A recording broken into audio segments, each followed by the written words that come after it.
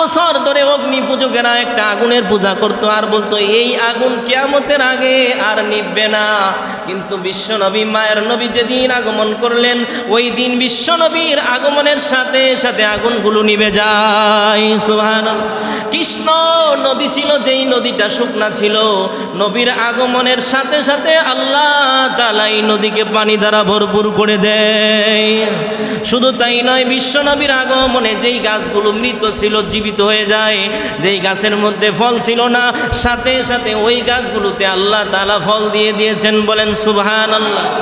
শুধু তাই নয়, আমার নবী মায়ার নবী দুনিয়াতে যখন আগমন করে বিশ্বনবী রহমাতুল লিল আলামিনকে সাথে সাথে আল্লাহ তাআলা জিবরাইল আমিনকে পাঠায় দেয়। বলে ও জিবরাইল, যাও যাও, আমার হাবিবের সতর যেন পৃথিবীর কোনো মানুষ না দেখতে পারে। আল্লাহ জান্নাত থেকে এক জোড়া পোশাক আল্লাহ রব্বুল আলামিন পাঠায় দেয়। ওই পোশাকটা বিশ্ব নবী রহমাতুল লিল আলামিনকে পরিয়ে দেওয়া হয়। ভাইরা আমার, বন্ধুরা আমার, শুধু তাই নয়, বিশ্ব নবী রহমাতুল লিল আলামিন সিজদায় পড়ে আল্লাহ তাআলার শুকরিয়া আদায় করে বলে সুবহানাল্লাহি ওয়ালহামদুলিল্লাহি ওয়ালা ইলাহা ইল্লাল্লাহু আল্লাহু আকবার। নবীজি প্রথম কথা ছিল এটা। নবীজি এই কালিমাগুলো উচ্চারণ করে এবং নার কাটা অবস্থায়, খতনাকিত অবস্থায় নবীজিকে আল্লাহ তাআলা দুনিয়াতে প্রেরণ করে দেন। মা আমেনা বলেন, যখন বিশ্ব নবী রহমাতুল লিল আলামিন ঘরের ভিতরে আসবে, আসার আগে ঘরের ভিতরে ছিল অন্ধকার। যখন বিশ্ব নবীজি দুনিয়াতে আগমন করলেন, আগমন করার সাথে সাথে ঘরটা আলোকে আলোচিত হয়ে গেছে। সুবহানাল্লাহ। মা আমেনা বলেন, আমি চিন্তা করছিলাম আমার সন্তানকে কি খেলনা দিব। মানুষের সন্তানের জন্য তো কত খেলনা নিয়ে আসে, কিন্তু আমার সন্তানকে কি খেলনা দিব। যেদিন বিশ্বনবী রহমাতুল লিল আলামিন দুনিয়াতে আগমন করেন, মা আমেনা বলেন চাঁদরা এত কাছাকাছি এসেছে, চন্দ্র এত কাছাকাছি এসেছে এবং আকাশের নক্ষত্রগুলো এত কাছাকাছি এসেছে, মনে হয় যেন আমার হাত দিয়ে ধরতে পারবো। সুবহানাল্লাহ।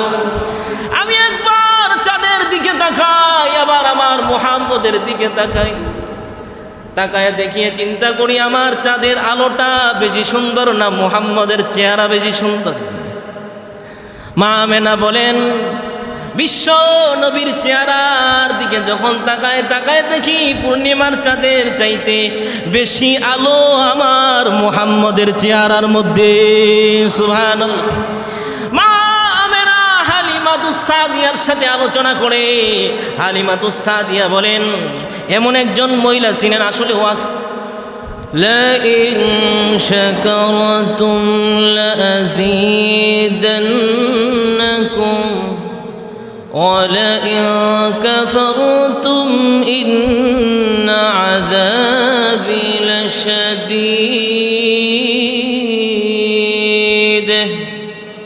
আল্লাহ বলেন, যারা আমার নিয়ামত পাওয়ার পরে নিয়ামতের শুকরিয়া আদায় করে আমি আল্লাহ তাদের নিয়ামতকে বৃদ্ধি করে দিই। বলেন না সুবহানাল্লাহ। আল্লাহ রব্বুল আলামিন সবচেয়ে বড় নিয়ামত আমাদেরকে দান করেছেন ঈমান। এবং আমরা এমন একজন নবী পেয়েছি যেই নবীকে সৃষ্টি না করলে এই পৃথিবী সৃষ্টি হতো না, কুল কায়নাত সৃষ্টি হতো না। যেই নবীর উসিলায় পৃথিবী তৈরি হয়েছে, আসমান তৈরি হয়েছে, জমিন তৈরি হয়েছে, যেই নবীর উসিলায় লৌহ কলম আরশ কুরসি আল্লাহ বানাইছেন। বলেন না সুবহানাল্লাহ। নবীকে আল্লাহ তাআলা এমন এক বংশে জন্ম দিয়েছেন যেই বংশের নাম হলো কুরাইশ বংশ, শ্রেষ্ঠ বংশ। নবীজির দাদার নাম ছিল আব্দুল মুত্তালিব। নাম কি ছিল? আব্দুল মুত্তালিব ছিলেন কাবা ঘরের মোতাওয়াল্লি। বংশ পরায় ক্রমে উনি এই দায়িত্ব পেয়েছেন, কাবা ঘরকে উনি সবসময় দেখাশোনা করতেন। আর ওনার কাছে মানুষ আইসা দোয়া চাইতো। কি চাইতো? মক্কার সকল লোকেরা আব্দুল মুত্তালিবকে যে কোনো বিপদে মুসিবতে পড়লেই আইসা বলতো, আব্দুল মুত্তালিব তুমি বাইতুল্লাহর রবের কাছে আমাদের জন্য দরখাস্ত করো। আব্দুল মুত্তালিব আল্লাহর কাছে দরখাস্ত করতে দেরি, আল্লাহ কবুল করতে দেরি করে নাই। ভাইরা আমার, বন্ধুরা আমার, হঠাৎ একদিন জমজমের কূপ বন্ধ হয়ে যায়। বর্তমানে যেই জমজমের পানি আমরা খাই, ওই আব্দুল মুত্তালিবের জামানায় জমজমের কূপ বন্ধ হয়ে যায়। ওই পানি ছাড়া বিকল্প কোনো পানি ছিল না। মক্কা নগরীতে মানুষ পানির অভাবে হাহাকার লেগে গেছে। যেখান থেকে মানুষ পানি পান করত, যেখান থেকে পানির উৎস তৈরি হতো, এটাই বন্ধ হয়ে গেছে। হাজার মানুষ দোয়া করে কান্না করে কোনো লাভ হয় না। বলে আব্দুল মুত্তালিব, সবাই মক্কার যত মানুষ আছে সবাই আইসা বলে, আব্দুল মুত্তালিব তুমি আমাদের জন্য দোয়া করো। কি করো? দোয়া করো আল্লাহ তাআলা যেন এই জমজমের কূপটাকে আবার আগের মতো জারি করে দেয়।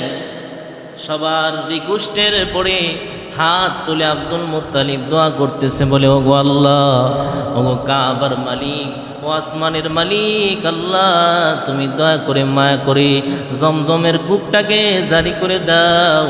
তুমি যদি জমজম কূপ জারি করে দাও, আমার 10টা সন্তান তুমি দিয়েছ, এই 10টা পুত্র সন্তান থেকে একটা সন্তান তোমার রাস্তায় আমি কুরবানি করে দিব। ভাইরা আমার, বন্ধুরা আমার, আব্দুল মুত্তালিব যখন এই ঘোষণা দিয়ে দিলেন, দোয়ার মধ্যে আল্লাহকে বলতেছে, ওগো আল্লাহ, 10 সন্তান থেকে একটা সন্তান তোমার রাস্তায় কুরবানি করে দিব।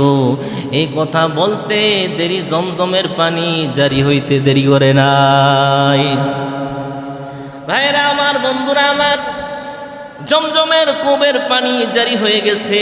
মক্কার ভিতরে আনন্দের মিছিল শুরু হয়ে গেছে। সবাই বলে আব্দুল মুত্তালিবের দোয়া রব্বে কাবা কবুল করে নিয়েছেন। ভাইরা আমার, বন্ধুরা আমার, বেশ কিছুদিন চলে যায়, এদিকটা সবাই পান করতেছে, কিন্তু আব্দুল মুত্তালিব তো মান্নত করছিল, মনে আসেনি, যে এই জমজম কূপ যদি জারি হয়, আমার 10 সন্তান থেকে একটা সন্তান আমি কুরবানি করে দিব আল্লাহর রাহে। প্রায় কিছুদিন চলে যাওয়ার পরে স্বপ্ন যুগে আল্লাহ রাব্বুল আলামিন আব্দুল মুত্তালিবকে জানায় দেয়, ও আব্দুল মুত্তালিব, তুমি না আমার সাথে অঙ্গীকার করেছো তোমার 10 সন্তান থেকে একটা সন্তান কুরবানি দিবা, কেন দেও না? তাড়াতাড়ি জবাই করো। স্বপ্ন দেখলেন, স্বপ্ন দেখার পরে পরের দিন তিনি ভুলে গেছেন, স্বপ্নের কথা মনে নাই। দ্বিতীয় দিন যখন রাত্রে ঘুমায়, ঘুমের ঘরে আবার আল্লাহ তাআলা স্বপ্নের মাধ্যমে জানায়া দেয়। আল্লাহ তাআলা বলেন, তাড়াতাড়ি তোমার সন্তানকে জবাই করো। দ্বিতীয় দিন উনি পেরেশানি, কিছু বলে না, চুপচাপ থাকে, কারণ সন্তান জবাই দিতে হবে। এটা 4টাখানি কথা না, একটা সন্তান জবাই করা এটা খামখেয়ালি কথা। ভাইয়েরা আমার, বন্ধুরা আমার, তৃতীয় দিন রাত্রেও আল্লাহ স্বপ্নে দেখায়, ও আব্দুল মুত্তালিব, তোমার 10 সন্তান থেকে একটা সন্তান জবাই করো। তুমি আমার সাথে ওয়াদা করেছো, আমি আমার ওয়াদা পূরণ করে জমজমের পানি জারি করে দিয়েছি, তুমি তোমার ওয়াদা কেন পূরণ করছো না? এমন করলে তো চলবে না। তৃতীয় দিন আল্লাহ বলেন, যদি তুমি তোমার এক সন্তান জবাই না করো, তাহলে তোমার 10টা সন্তানকে আমি কিছুদিনের ভিতরে বিদায় করে দিব, দুনিয়া থেকে নিয়ে যাব।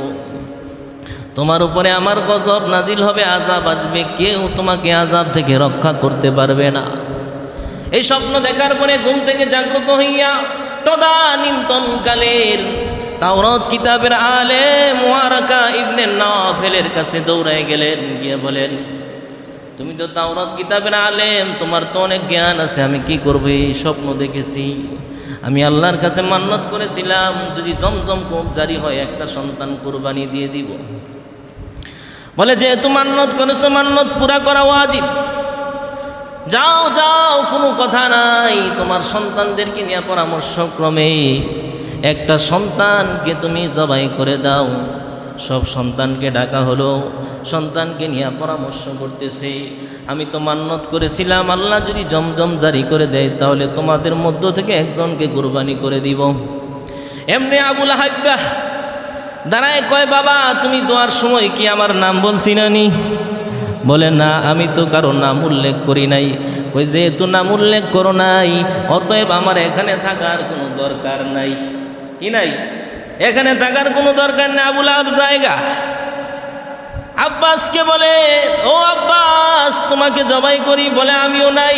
আমার নাম বলছিলেননি? কয় না, বলি না। এমনি এমনি করতে করতে 9 জন চলে গেছে। শেষ পর্যন্ত নবীজির বাবা আব্দুল্লাহ বাকি রয়েছে। আব্দুল্লাহকে জিজ্ঞাসা করে, ও আমার সন্তান, আমার 9টা সন্তান চলে গেছে, তুমি একা বাকি রয়েছো, কি করবা বলো? বলে বাবা, এখন যেহেতু আল্লাহ আপনাকে অর্ডার দিয়েছেন, আল্লাহর সাথে ওয়াদাবদ্ধ হয়েছেন, খোদার কসম সবাই অবাধ্য হতে পারে, আমি আব্দুল্লাহ অবাধ্য হতে পারবো না। সুবহানাল্লাহ। ভাইরা আমার, বন্ধুরা আমার, আব্দুল্লাহ বলে আমাকে জবাই করেন। জবাই করার মাধ্যমে যদি আমার মালিক আল্লাহ খুশি হন, এতে আমি আমার জীবন একবার নয় 1000 বার দ্বিতীয় আমি প্রস্তুত আছি। সুবহানাল্লাহ।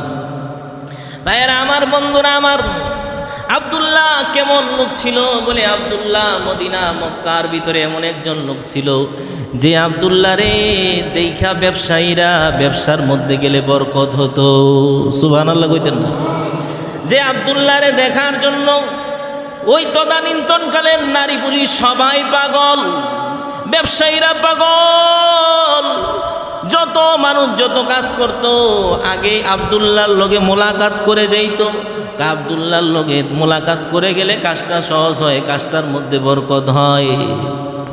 এদিকটা যখন আব্দুল্লাহকে জবাইয়ের প্রস্তুতি নেওয়া হলো, তখন ওয়ারাকা ইবনে নাওফেলের মেয়ে মারিয়াম, যেই মারিয়াম আব্দুল্লাহর জন্য পাগল, ওই মারিয়ামের নেতৃত্বে 80 জন যুবতী ছুরি নিয়ে দাঁড়ায় গেছে।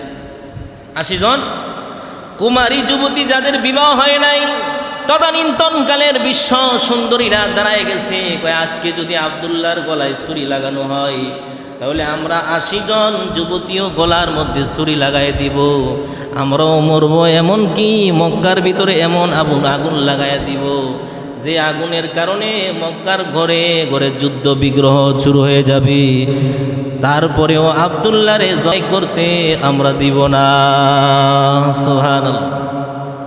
ভাইরা আমার, বন্ধুরা আমার, নবীর বাবার জন্য সবাই পাগল ছিল, কিন্তু আব্দুল মুত্তালিব দেখে যেই অবস্থা যদি যাই, তাহলে মক্কার ভিতরে ঝগড়া সৃষ্টি হবে, ফাসাদ সৃষ্টি হবে, বিশৃঙ্খলা সৃষ্টি হবে, মারামারি হবে। এই পরিস্থিতিতে আবার দৌড়াইয়া তাওরাতের আলেম ওয়ারাকা ইবনে নাওফেলের কাছে গেলেন, গিয়ে বললেন এই ঘটনা, তাকে জবাই করতে গেছি, 80 জন যুবতী দাঁড়ায় গেছে এবং মক্কার যুবকেরা দাঁড়ায় গেছে। বলে না না, এখানে তাকে জবাই করা যাবে না। আছে না এরকম? অনেক হুজুরে দেখবেন মসজিদ থেকে বের করে দেওয়া হবে, যুবকেরা দাঁড়ায় যায়, খোদার কসম কমিটির 12টা বাজায় দিব, কিন্তু হুজুরের কিছু করা যাবে না। কথা কন না কেন? আছে না এরকম যুবক? ভাইয়েরা আমার, বন্ধুরা আমার, বলেন আব্দুল্লাহর কিছুই হবে না। এই হালত গিয়া যখন ওয়ারাকা ইবনে নাওফেলের সামনে বর্ণনা করা হলো, ওয়ারাকা ইবনে নাওফেল বলে, ঠিক আছে, তুমি একটা কাজ করো, 100 উট এক সাইডে দাঁড় করাও আর আব্দুল্লাহর এক সাইডে দাঁড় করাও। আগের জমানায় মানুষ যেমন মানুষের সন্তানের নাম রাখে, আগের জমানায় উটেরও নাম রাখা হতো, উটনিরও নাম রাখা হতো। আগের জমানায় কি করতো? উটের নাম রাখা হইতো, উটনিরও নাম রাখা হইতো। এরকমভাবে ওয়ারাকা ইবনে নাওফেলের পরামর্শক্রমে 100 উট এক সাইড করলো, একটা উট দেয় আর একটা উটের সাথে আব্দুল্লাহর নাম যোগ করা হয়, লটারি দেওয়া হয়। লটারি, 1 উট দেয় আব্দুল্লাহর নাম দেয়, এমনি 2 উট দেয় আব্দুল্লাহর নাম দেয়। এক এক করতে করতে করতে করতে 99 বার 99টা উটের নাম দেওয়া হলো এক পাশে, আর এক পাশে আব্দুল্লাহর নাম দেওয়া হয়। লটারির মধ্যে 99 বার আব্দুল্লাহর নাম উঠে। আল্লাহু আকবার। আব্দুল মুত্তালিব বড় পেরেশান। আব্দুল মুত্তালিব বলে, ও মক্কার লোকেরা, তোমরা যাই বলো না কেন, আল্লাহ তাআলা উট চায় না, আব্দুল্লাহকে চাই, অতএব আমি আব্দুল্লাহকে কুরবানি দিয়ে দিব, আর সুযোগ দেওয়া হবে না। এমনি মারিয়াম দাঁড়ায় বলে, হ্যাঁ, আব্দুল মুত্তালিব শেষবারের মতো একবার দিয়ে দেখেন, যেহেতু 99 বার দিয়েছেন, 100 বাকি আছে, শেষবারের মতো দিয়ে দেখেন, যদি না হয় তাহলে আপনি ব্যবস্থা গ্রহণ করেন। 100 বারের মাথায় উটের নাম দেওয়া হলো, আব্দুল্লাহর নাম দেওয়া হলো। দেখা যায় 100-এর সময় গিয়া আব্দুল্লাহর নাম আর উঠে না, উটের নাম উঠে গেছে। সুবহানাল্লাহ, আওয়াজ দিয়ে কইনা সুবহানাল্লাহ। ভাইরা আমার, বন্ধুরা আমার, আব্দুল মুত্তালিব সহ সবাই আলহামদুলিল্লাহ বলে আত্মহারা হয়ে গেলেন। সবাই আল্লাহর কদমে সেজদা দিলেন, সেজদার মাধ্যমে শুকরিয়া আদায় করে ফেললেন, এবং চতুর্দিকে শুধু হাসি আর খুশি আনন্দে মুখরিত হয়ে গেছে। কারণ সবাই পেরেশানি ছিল, আব্দুল্লাহর কুরবানি হয়ে যাবে এটা আমরা মানতে পারবো না। এই জন্য বিশ্ব নবীকে জবহাতাইনে বলা হয়, জবহাইনে বলা হয়। দুই কুরবানিকারীর বংশ বলা হয়। এক হলো ইসমাইল আলাইহিস সালাতু ওয়াস সালামকে জবাই করা হয়েছিল, জবাই করতে গিয়েছিল কিন্তু জবাই করতে পারে না, পরীক্ষায় উত্তীর্ণ হয়েছে। ওনার বাবাকে জবাই করবে, আল্লাহ তাআলা এখানেও আব্দুল মুত্তালিব এবং আব্দুল্লাহকে পরীক্ষায় উত্তীর্ণ করে দিয়েছেন। ভাইরা আমার, বন্ধুরা আমার, এই পরীক্ষায় উত্তীর্ণ হওয়ার পরে মক্কা নগরের যত যুবতী আছে সব আব্দুল্লাহর জন্য পাগল। সবাই খালি রাস্তায় গেলে দেখা হইলে বিবাহর প্রস্তাব দেয়। কই তুমি আমাকে বিবাহ করো। কই বিবাহ করলে কি লাভ? কই বিবাহ করলে যত টাকা আছে, পয়সা আছে, বাড়ি আছে, গাড়ি আছে, তোমার যা কিছু লাগে সব আমরা দিয়ে দিব, তারপরেও তুমি আমাকে বিবাহ করো। বারবার চতুর্দিক থেকে বিবাহের পয়গাম। শেষ পর্যন্ত এই কথাগুলো আব্দুল মুত্তালিবের কাছে গেলেও আব্দুল্লাহ বলে, বাবা, যেই পরিস্থিতি দাঁড়াইছে আমি ঘর থেকে বের হতে পারি না। ঘর থেকে বের হলে একজন না একজন মহিলা এসে আমারে প্রস্তাব দেয়। প্রস্তাব দেওয়ার কারণ আছে বন্ধু, এমনি এমনি কিন্তু প্রস্তাব দেয় না। মারিয়াম ওয়ারাকা ইবনে নাফেলের মেয়ে মারিয়াম নবীর বাবার জন্য পাগল ছিল, পাগল পারা, আত্মহারা। এই পরিস্থিতির মধ্যে সবাই যখন বিশ্ব নবীর বাবার জন্য পাগল, নবীজির বাবা এবং দাদা পরামর্শ করলেন মক্কায় আর থাকা যাবে না, ইয়াসরিবে চলে যেতে হবে। তদানীন্তনকালে বর্তমানে মদিনাতুল মুনাওয়ারার নাম ছিল ইয়াসরিব। কি ছিল? ইয়াসরিব। ভাইরা আমার, মক্কা থেকে মদিনায় চলে গেলেন। মদিনার মধ্যে নবীজির দাদার একজন বন্ধু ছিল। ওই বন্ধুর কাছে আগেই আবদার রেখেছিল, তোমার মেয়েদের মধ্য থেকে একটা মেয়ে আমার ছেলের জন্য তুমি ব্যবস্থা করে দিও। যখন বন্ধুর কাছে গিয়ে বললেন, ও বন্ধু আমার, তোমার মেয়ে কি সব বিয়ে দিয়ে দিছো না রাখছো কিনা? বলে, কি বলো? তোমার সাথে ওয়াদা দিয়েছি, ওয়াদার বরখেলাপ আমরা করতে পারি না। তদানীন্তনকালে যারা কাফের ছিল, বেঈমান ছিল, এরা মানুষের সাথে ওয়াদা দিলে কোনো দিন ওয়াদা ভঙ্গ করে নাই। আর বর্তমানে যত হাজি আছে, মাথায় পাগড়ি পরে, লম্বা লম্বা দাড়ি আছে, ওয়াদা দেয় আজকে আসবো, দেখা যায় আজ চলে, কাল চলে, বছর চলে যায়, এরপরও মৌলভী সাহেবের কোনো খবর নাই। কথা কোন আছে না নাই? হ্যাঁ, হাজি সাহেব আছে না এরকম? হাজি কয় হসটা কইরাছি দেখা, না এলে ছাগল যে কইদা দিলাম হইলে, হ্যাঁ, ছাগলের যে কি বিচার করলাম হইলে, এটা খালি হসটা করছে দেখি। আছে না? হস করে এরপরে সুদের ব্যবসা সারতারে না, এর মাঝি আছে না নাই? সবাই না গুলি, কিছু কিছু আছে 5 ওয়াক্ত নামাজ পড়ে এরপরে সুদও খায়। আল্লাহ তাদেরকে হেদায়েত দান করুন, সকলে বলেন আমিন। তো নবীজির দাদার সাথে যে ওয়াদা দিছি, যে ওয়াদা দিছি এটা তো আর ভঙ্গ করা যাবে না। ওয়াদা অনুযায়ী বলে, আমার একটা কন্যা আছে, বিশ্ব সুন্দরী একটা কন্যা, যার নাম হলো আমেনা। এই কন্যাটাকে আমি রেখে দিয়েছিলাম, তোমার সন্তানের সাথে বিবাহ দিব। বিবাহ সম্পন্ন হয়ে গেল, মদিনার মাটিতে বিবাহ হয়ে গেল। বিবাহ হওয়ার পরে স্ত্রীকে নিয়া মক্কার ভিতরে যখন পা রাখলেন, এমনি দেখে সবাই খবর পাইছে আব্দুল্লাহ আসতেছে। মক্কার ভিতরে হাসির মিছিল, আনন্দের মিছিল শুরু হয়ে গেছে। এদিকদা মারিয়াম আব্দুল্লাহর জন্য পাগল পারা ছিল। মারিয়াম আইসা যখন আব্দুল্লাহর চেহারার দিকে তাকায়, নজর করে, নজর করার সাথে সাথে মারিয়াম ও বেহুশ হয়ে মাটিতে পড়ে যায়। আব্দুল্লাহ দেখে, আব্দুল মুত্তালিবের দেখে, দুজন দেখে উভয়ে পেরেশানির মধ্যে পড়ে যায়। মেয়েটা আব্দুল্লাহরে দেখার সাথে সাথে কেন বেহুশ হয়ে গেল, কারণ কি? কিছুক্ষণ পরে ভাইরা আমার যখন মারিয়ামের হুঁশ ফিরে জিজ্ঞাসা করে, তুমি বেহুশ হলা কেন, কারণ কি? কয়, আমি বেহুশ হওয়ার কারণ হলো আমি যেই জিনিসটা এতদিন তোমার মধ্যে দেখেছি, তোমার চেহারার মধ্যে দেখেছি, ওই জিনিসটা আজকে দেখি আর তোমার চেহারার ভিতরে নাই। আব্দুল্লাহর কপালের মধ্যে আল্লাহ রব্বুল আলামিন নূরে মুহাম্মদীকে আল্লাহ দিয়ে দিয়েছিলেন, বলেন সুবহানাল্লাহ। এই নূরে মুহাম্মদী দেখে মক্কার সকল নারীরা পাগল ছিল যে আব্দুল্লাহরে যদি বিয়া করতে পারি তাহলে আব্দুল্লাহর গর্ভ থেকে মুহাম্মদী নূর আমার পেটের ভিতরে ঢুকবে, আমি সর্বশেষ নবী রহমাতুল লিল আলামিনের মা হতে পারবো। এর চাইতে সৌভাগ্য আর কি হতে পারে? এই জন্য মক্কার সকল নারীরা আব্দুল্লাহর জন্য পাগল ছিল, বলেন সুবহানাল্লাহ। ভাইরা আমার, বন্ধুরা আমার, মারিয়ামকে বলা হলো, তুমি এমন কেন, মন খারাপ কেন? এতদিন পর্যন্ত আমার পিছে ঘোরাঘুরি করছো, এখন দেখি মন খারাপ, আমার দিকে চেহারা দিয়ে ভালো করে তাকাও না। বলে, আমি আসলে আব্দুল্লাহ তোমার চেহারার জন্য পাগল ছিলাম না, তোমার টাকা পয়সার জন্য আমি পাগল ছিলাম না, আমি পাগল ছিলাম, আমি মারিয়াম চাইছিলাম যে নূরে মুহাম্মদী যেন আমার ভিতরে প্রবেশ করে, আমি যেন মুহাম্মদকে পেটের মধ্যে ধারণ করতে পারি। সুবহানাল্লাহ। বলে, আমার চাইতে কপাল পোড়া আর কেউ নাই। বিবাহ হয়ে গেল। নবীজির বাবার বয়স ওই সময় 23 থেকে 24 বছর বয়স হবে।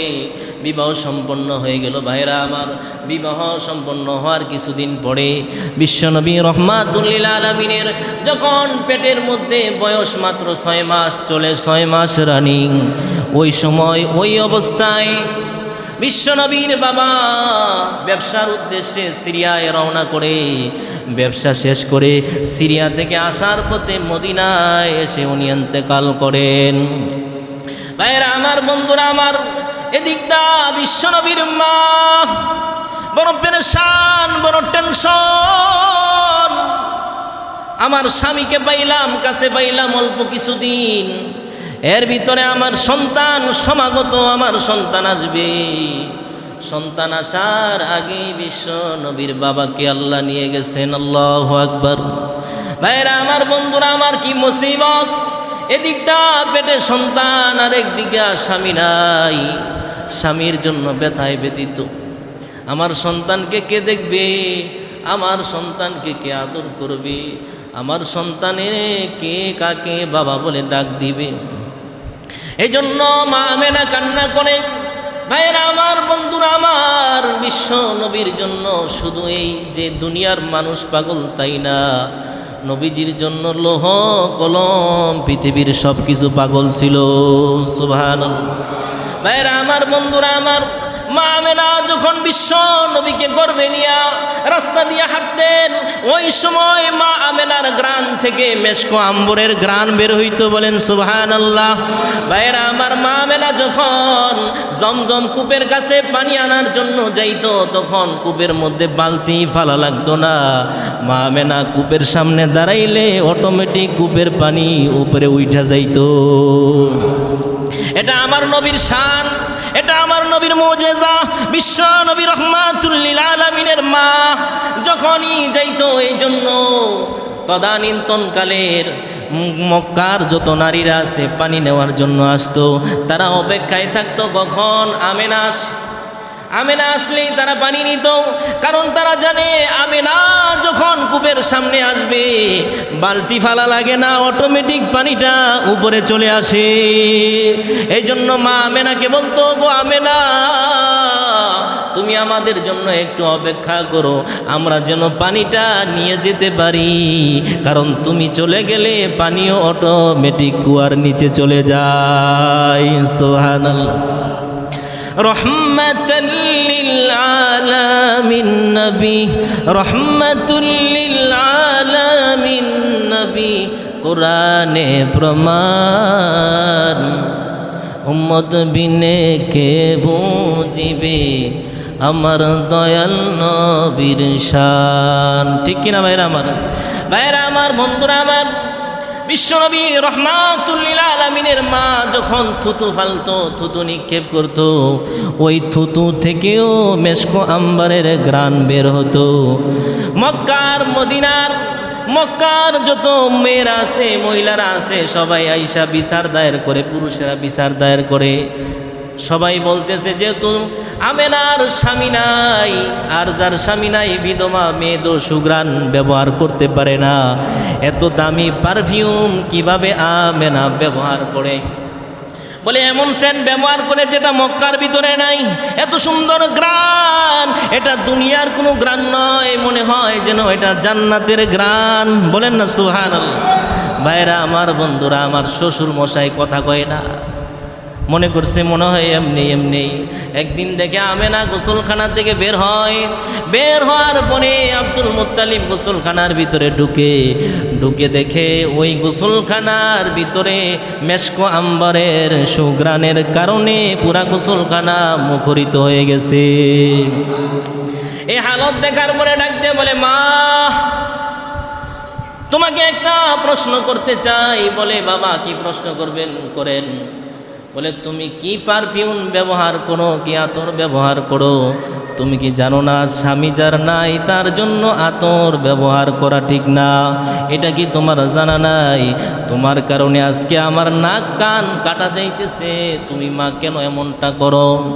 এমনি আমেনা কান্না করে দিলেন, চোখের পানি ছেড়ে ছেড়ে দিয়া বলে, নগো আমার শ্বশুর, আমার স্বামী চলে গেছে, ব্যথা নাই, কিন্তু আপনি যেই প্রশ্নটা করেছেন কঠিন একটা প্রশ্ন আমাকে করেছেন। যেদিন থেকে মুহাম্মদ আমার গর্ভে আগমন করেছে ওই দিন থেকেই আমার শরীর থেকে মেশকো আম্বরের ঘ্রাণ বের হয়। ভাইরা আমার, বন্ধুরা আমার, কি নবী আমরা পেয়েছি! বিশ্বনবী রহমাতুল লিল আলামিন যেদিন দুনিয়াতে আসবেন, আসার আগে রাত্র আল্লাহর কাছে দরখাস্ত করে, ওগো আল্লাহ, ওগো দয়াময় মালিক আল্লাহ, বিশ্বনবী রহমাতুল লিল আলামিনকে রাতের বেলায় দুনিয়াতে আগমন করাইন। দিনেও আল্লাহর কাছে কান্না করে বলে, ওগো আল্লাহ, মায়ের নবী, দয়ার নবী যেন দিনের বেলায় দুনিয়াতে আগমন করে। আল্লাহ রব্বুল আলামিন উভয়ের দরখাস্ত কবুল করেছেন। দিনের দরখাস্ত কবুল করেছেন, রাতের দরখাস্ত কবুল করেছেন। সুবে সাদেকের সময় আল্লাহ রব্বুল আলামিন 12 রবিউল আউয়াল অথবা 8 রবিউল আউয়াল অথবা 10 রবিউল আউয়াল, তবে প্রসিদ্ধ মত অনুযায়ী 12 রবিউল আউয়াল সোমবার দিন বিশ্বনবী দুনিয়াতে আগমন করেন। ভাইরা আমার, বন্ধুরা আমার, বিশ্বনবী যখন দুনিয়াতে আগমন করেছেন, এমন একটা নূরের ঝলক পৃথিবীর মধ্যে এমনভাবে আলোকিত হয়েছে, পুরা পৃথিবী মনে হয় আলোকিত হয়ে গেছে। সুবহানাল্লাহর আওয়াজ নাই, বুঝলাম। ভাইরা আমার, বন্ধুরা আমার, বিশ্বনবী রহমাতুল লিল আলামিন দুনিয়াতে আসার পরে পারস্যের 14টা বড় বড় গম্বুজ ছিল। এই গম্বুজগুলো নিয়ে তারা গর্ব করত, অহংকার করত, বলতো এটা কোনো দিন ধ্বংস হবে না। কিন্তু বিশ্বনবী রহমাতুল লিল আলামিনের আগমনের সাথে সাথেই ওইগুলো দোষে পড়ে ধ্বংস হয়ে যায়। সুবহানাল্লাহ। শুধু তাই নয় ভাইরা আমার, 1000 বছর ধরে অগ্নি পূজকেরা একটা আগুনের পূজা করতো আর বলতো এই আগুন কিয়ামতের আগে আর নিভবে না। কিন্তু বিশ্বনবী, মায়ের নবী যেদিন আগমন করলেন, ওই দিন বিশ্বনবীর আগমনের সাথে সাথে আগুনগুলো নিভে যায়। সুবহানাল্লাহ। কৃষ্ণ নদী ছিল, যেই নদীটা শুকনা ছিল, নবীর আগমনের সাথে সাথে আল্লাহ তাআলা এই নদীকে পানি দ্বারা ভরপুর করে দেয়। শুধু তাই নয়, বিশ্বনবীর আগমনে যেই গাছগুলো মৃত ছিল জীবিত হয়ে যায়, যেই গাছের মধ্যে ফল ছিল না, সাথে সাথে ওই গাছগুলোতে আল্লাহ তাআলা ফল দিয়ে দিয়েছেন। বলেন সুবহানাল্লাহ। শুধু তাই নয়, আমার নবী মায়ার নবী দুনিয়াতে যখন আগমন করে বিশ্ব নবী রহমাতুল লিল আলামিনকে সাথে সাথে আল্লাহ তাআলা জিবরাইল আমিনকে পাঠায় দেয়, বলে ও জিবরাইল যাও যাও আমার হাবিবের সতর যেন পৃথিবীর কোনো মানুষ না দেখতে পারে।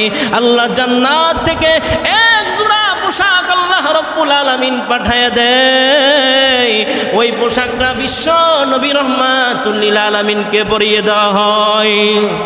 ভাইরা আমার, বন্ধুরা আমার, শুধু তাই নয়, বিশ্ব নবী রহমাতুল লিল আলামিন সিজদায় পড়ে আল্লাহ তাআলার শুকরিয়া আদায় করে বলে সুবহানাল্লাহি ওয়াল হামদুলিল্লাহি ওয়া লা ইলাহা ইল্লাল্লাহু আল্লাহু আকবার। নবীজি প্রথম কথা ছিল এটা। নবীজি এই কালিমাগুলো উচ্চারণ করে এবং নার কাটা অবস্থায়, খতনাকিত অবস্থায় নবীজিকে আল্লাহ তাআলা দুনিয়াতে প্রেরণ করে দেন। মা আমেনা বলেন, যখন বিশ্ব নবী রহমাতুল লিল আলামিন ঘরের ভিতরে আসবে, আসার আগে ঘরের ভিতরে ছিল অন্ধকার। যখন বিশ্ব নবীজি দুনিয়াতে আগমন করলেন, আগমন করার সাথে সাথে ঘরটা আলোকে আলোচিত হয়ে গেছে। সুবহানাল্লাহ। মা আমেনা বলেন, আমি চিন্তা করছিলাম আমার সন্তানকে কি খেলনা দিব। মানুষের সন্তানের জন্য তো কত খেলনা নিয়ে আসে, কিন্তু আমার সন্তানকে কি খেলনা দিব। যেদিন বিশ্বনবী রহমাতুল লিল আলামিন দুনিয়াতে আগমন করেন, মা আমেনা বলেন চাঁদরা এত কাছাকাছি এসেছে, চন্দ্র এত কাছাকাছি এসেছে এবং আকাশের নক্ষত্রগুলো এত কাছাকাছি এসেছে, মনে হয় যেন আমার হাত দিয়ে ধরতে পারবো। সুবহানাল্লাহ।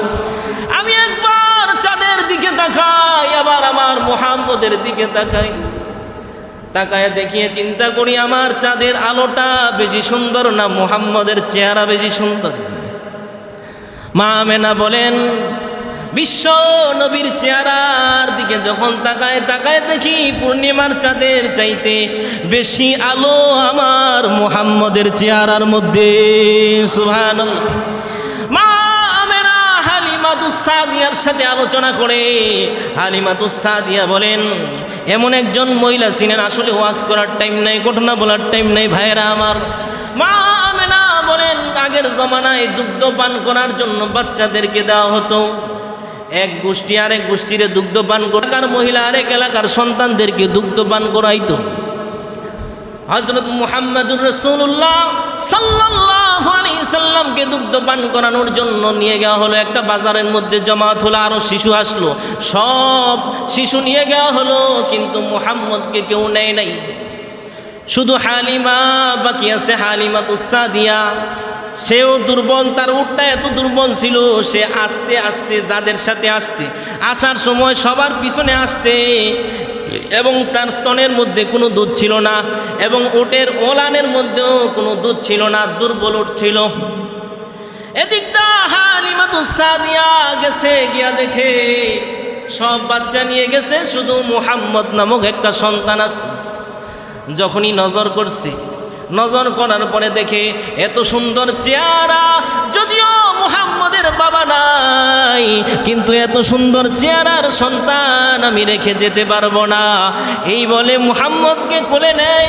খোদার কসম ইতিহাস বিদগণ লেখেন, যখন বিশ্বনবীকে কোলে নেয়, মা আমেনা বলেন কোলে নেওয়ার সাথে সাথেই আমার স্তনের ভিতরে দুধে ভর্তি হয়ে গেছে। বলেন সুবহানাল্লাহ।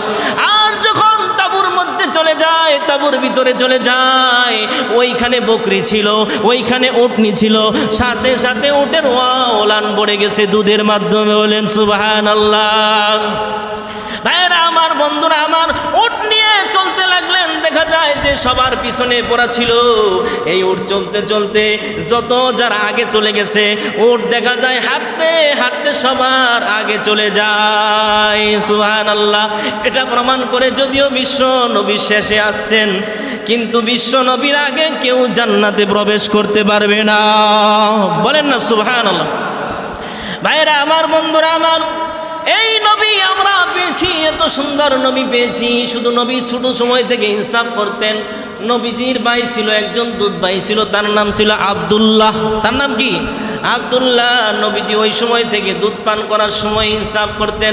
নবীজি সব সময় ডাইন স্তনের দুধ পান করতেন, বাম স্তনের দুধ পান করতেন না। ওনাকে জিজ্ঞাসা করা হয়েছিল আপনি কেন এক স্তনের দুধ পান করতেন আরেক স্তনেরটা করতেন না? ওই কারণ হলো আমার ভাই আব্দুল্লাহ রয়েছে, আমি তার প্রতি আমি জুলুম করতে পারি না। সুবহানাল্লাহ। ও ভাইরা, বন্ধুরা আমার, এত মায়ের নবী পেয়েও আজকে মায়ের নবীরে আমরা চিনলাম না। আমাদের চাইতে কপাল পোড়া নাফরমান আর কেউ হতে পারে না। কি বলেন, ঠিক না বেঠিক ভাইয়েরা আমার? এই জন্য আসেন ভাইয়েরা আমার, নবীর সুন্নতকে আমরা আঁকড়ে ধরবো তো ইনশাআল্লাহ। এই জন্য আল্লাহ বলছেন ওমা আরসালনাকা ইল্লা রাহমাতাল লিল আলামিন। আল্লাহু আকবার।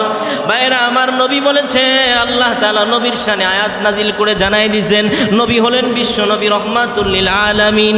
যেই নবীর চাইতে দয়ালু আর কেউ নেই, আসেনি? হ্যাঁ, নবীর চাইতে দয়ালু আর কেউ নাই।